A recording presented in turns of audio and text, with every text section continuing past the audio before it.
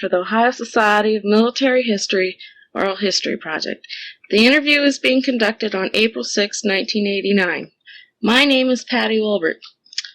Does the Ohio Society of Military History have your permission to make the following interview available for public use? Yes. What made you decide to enlist in February of 1944? Well, the country was at war, and that was the proper thing to do at the time. The young people were kind of proud of our country, and we decided that we ought to save it, or try to. You didn't feel any hesitation whatsoever then? No hesitation. If I did, I wouldn't have enlisted. Where did you go to, not boot camp, but boot camp? I went to Great Lakes Naval Training Station, Great Lakes, Illinois. How grueling was it? It was pretty rough. We went in there on the 1st of February of 1944, in the middle of winter, and it was so damn cold you could hardly stand it. We didn't even have gloves to wear. They didn't have enough to issue to everybody, so we didn't wear them. We weren't allowed to wear them, even if we had them. Our company was a bunch of young kids. The oldest guy was 18 years old the day that we got into the camp. I sometimes think they rode us as hard as they could to see how much we could stand. When were you sent overseas and to where? Well, I went through boot training at Great Lakes, and they kept me there and sent me to a signalman school, which took 4 months, and immediately afterwards I went to the West Coast and was shipped overseas in the Pacific. I remember crossing the equator on the 6th of November. No, it was the 6th of September. September it was. 6th of September, I believe, in 1944. We went over on an Army transport. There was probably 3,500 soldiers and about a dozen of us sailors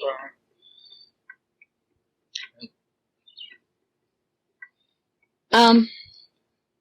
Where exactly did you end up over there? Well, we went over on that transport, which, as I said, was an Army transport. We had no destroyer escorts or no escorts at all, which was almost unbelievable at that time in the war. And we ended up, I think we made our first landing in New Guinea. Stopped in New Guinea and left off Army troops. And ended up in the Admiralty Islands, in Manus Island, as a matter of fact, where us sailors disembarked. What was the first thing they had you do once you got there?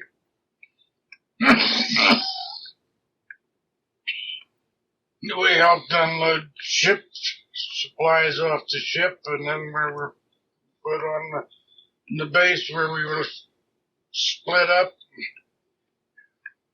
I was shipped from there to Hollandia, New Guinea.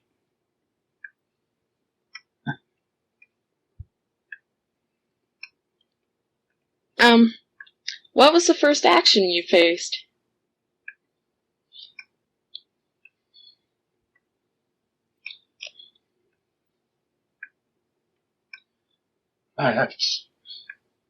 We went into the Philippine Islands.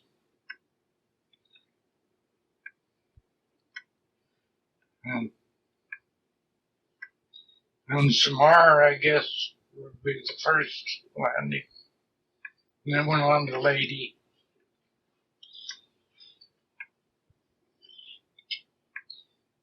We were transferred several times in between. And after after that, I ended up on a repair ship called the USS Rigel. I spent the remainder of the war stationed aboard it in the Philippine area. I have here that you enlisted in the Army then in December of 46. What made you decide to re-enlist, especially in, a different branch of the forces? Well, I kind of wanted to go to Germany. I wanted to go to Europe. I was unhappy with nervous situations and everything else. I couldn't get squared away, and I just joined the Army then, decided as long as I was in there, I'd go to see if I couldn't go to Europe, which I did. And over there is in the Signal Corp. No, I'm wrong. That wasn't right. I ended up in the Signal Corp. The Army sent me to International Business Machine School in Atlanta, Georgia. And from there I transferred to Europe, where I wanted to get back in the Signal Corps. And I finally did. They sent me to the Signal Corp School in Augsburg, Germany, as an instructor, as a radio operator instructor, and spent about a week there whenever the Russians blockaded Berlin. And they rushed us out of there, and me and several others, to different army posts around Germany to set up mobile radio stations. And where I ended up in Augsburg, Germany, or not Augsburg, but Augsburg, Germany, set up a station. And while I was there, they needed a radio repairman to oversee the repair work, third and fourth echelon repair work in the Augsburg area. And they sent me back to I'm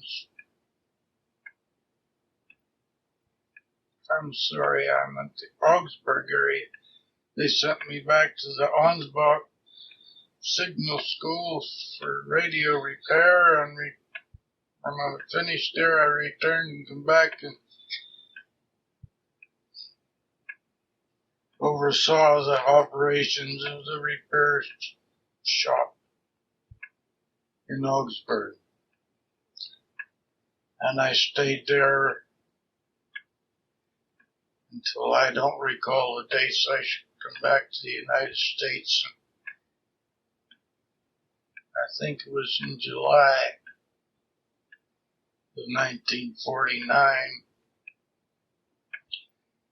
and was assigned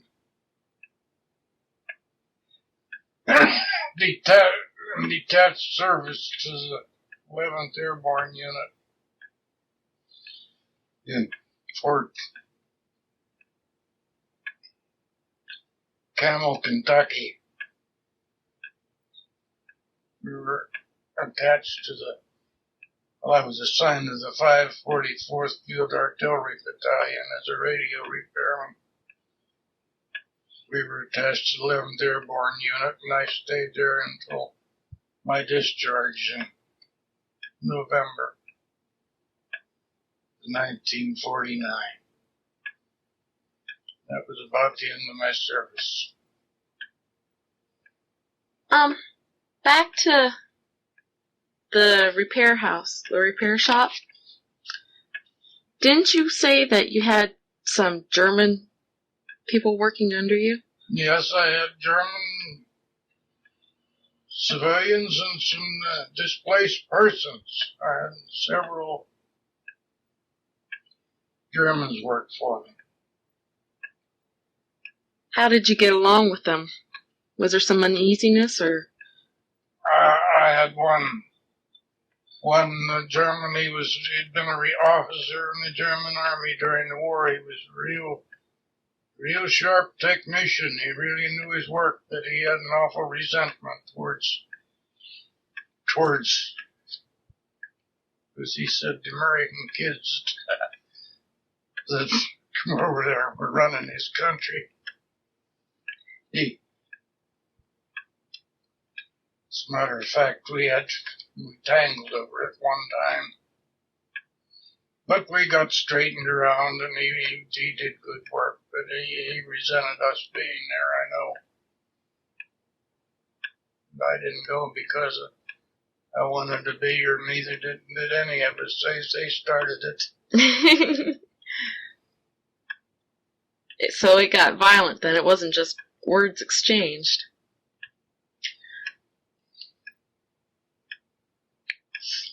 Well, it got a little violent at one time, but it was ironed out.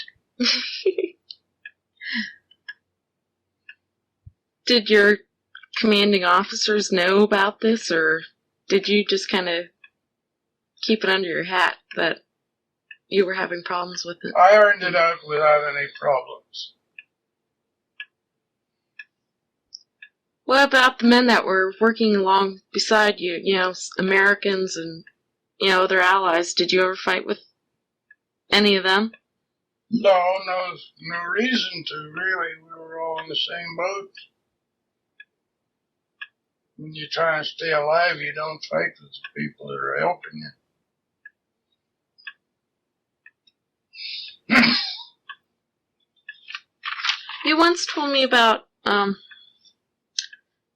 when you were in Germany, how some German tried to mug you. Could you explain that again? Well, they didn't have much to live on over there at the time. It was right shortly after we went over there in Frankfurt, Germany, and coming down the street late one night, I had about 3 of them jump on me. We were going to clean house, I guess you might say, but it didn't work out that way. They didn't have much. If they thought they could get away with it, they'd rob you. They're just like any place else.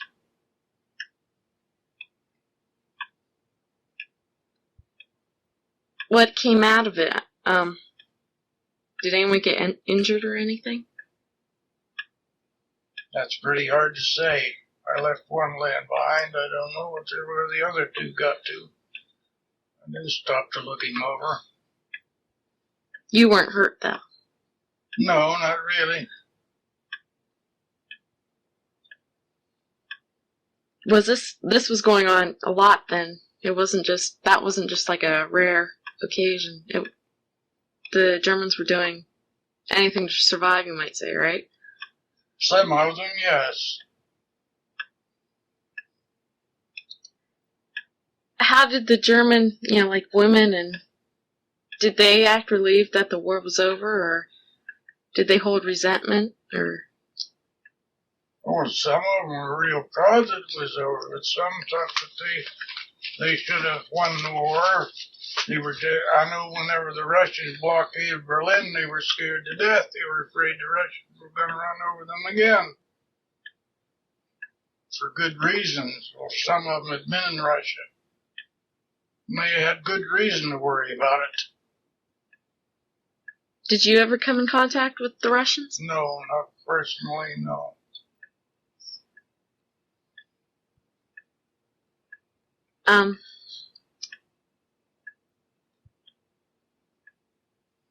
When did the Russians blockade Berlin? It's hard for me to remember the dates. I can tell you it was, trying to remember 1940. Must have been in 47 as I'm laying here trying to remember now.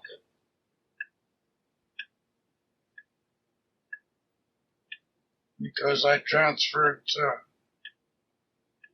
into Augsburg, Germany to set up that radio station was on Army Day, which was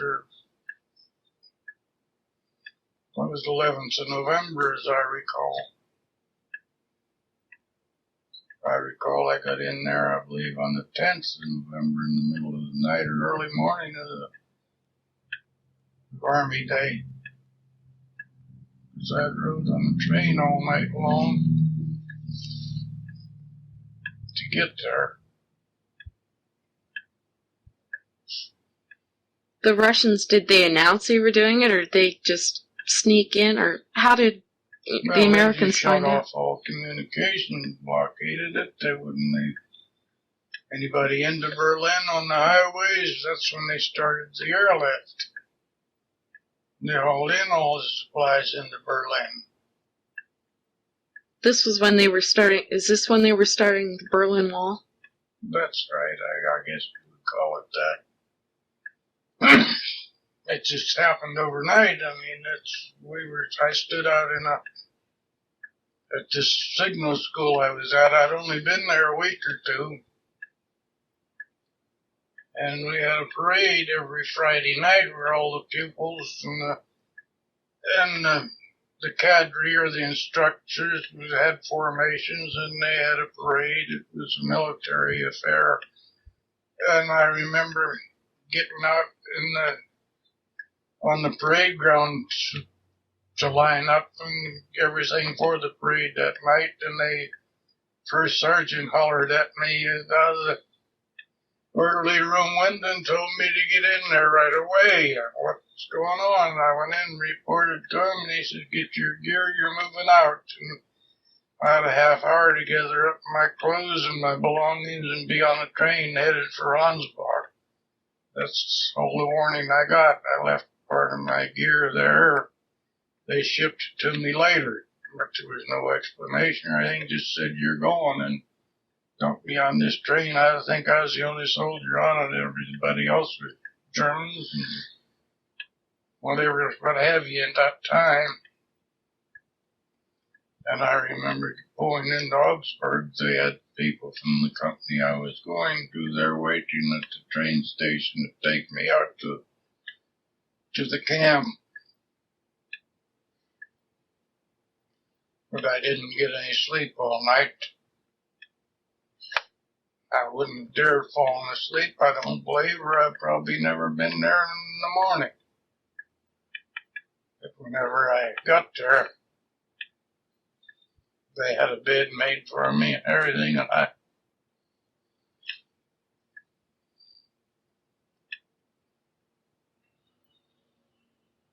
didn't participate in their parade or anything. I slept all day. Sounds kind of like you deserve to sleep.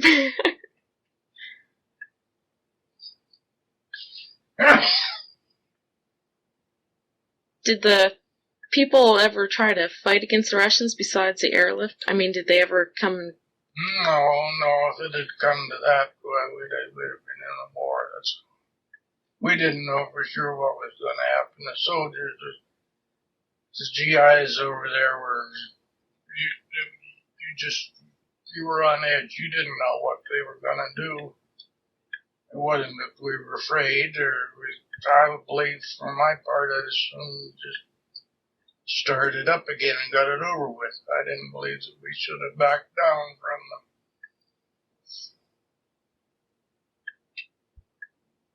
I don't believe that should ever happen, or they should ever let them get away with it. Too bad your commanding officers didn't feel the same way. Well, we had nothing to do with it. There was nothing we could do about it.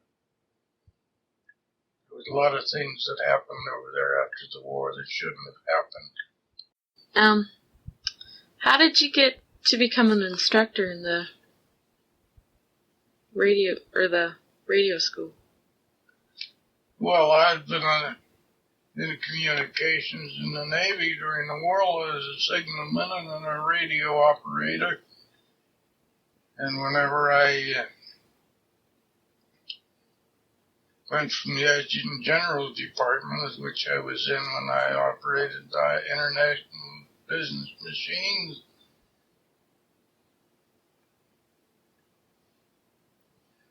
And they got transferred. I wanted into the Signal Corps, and that is where I requested transfer, and that is where they put me. And there is an instructor. That's Navy is the best means of communication in the world as far as military goes. It was always said.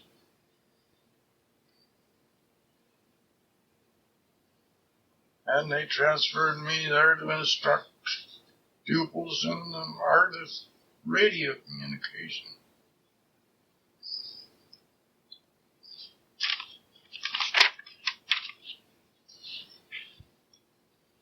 What was Germany like after the war? Was it really... Oh, I'm trying to think of how to say it. It was all tore up. I've seen cities where there was nothing left of the buildings or anything. Some places were really... I remember going through Kassel, Germany, there was nothing left. There's nothing but walls, what was left of walls. Is that one reason why the Americans were still over there? Were they trying to help rebuild? Of course, they spent a lot of time helping the Germans. They spent a lot of money in that country. They let the people work for them. They paid them for working for them. They helped feed them. And the ones that did work for the government.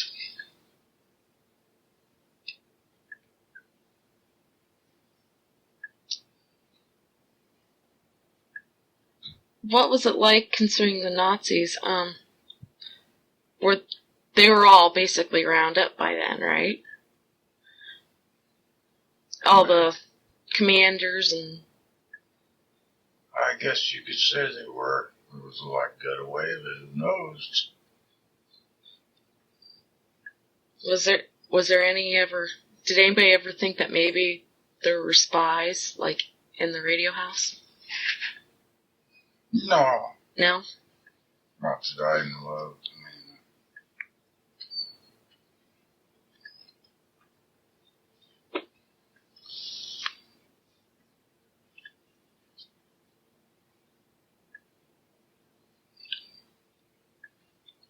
Is there anything else you'd like to cover? No, I don't think so. I think it's enough. Okay. Thank you very much.